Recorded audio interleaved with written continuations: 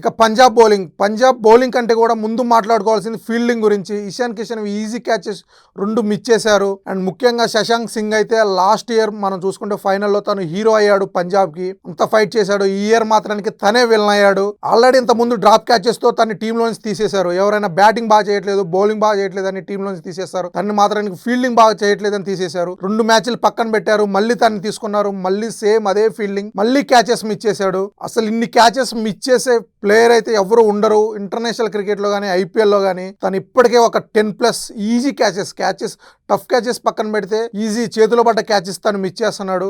And అలాగే Cooper కూడా ఒక క్యాచ్ మిస్ చేశాడు. ఫీల్డింగ్ పరంగా పంజాబ్కి బాగా మైనస్ అవుతుంది.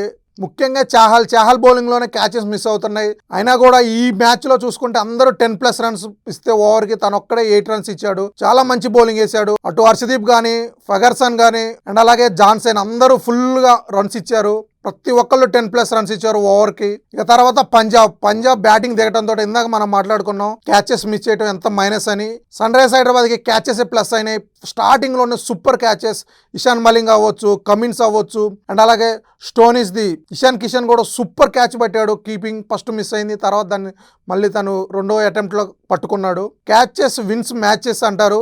బెస్ట్ ఎగ్జాంపుల్ ఈ మ్యాచే. సింపుల్ క్యాచెస్ మిస్ చేసి పంజాబ్ ఓడిపోయింది. టఫ్ క్యాచెస్ పట్టి ఎస్ఆర్హెచ్ గెలిచింది.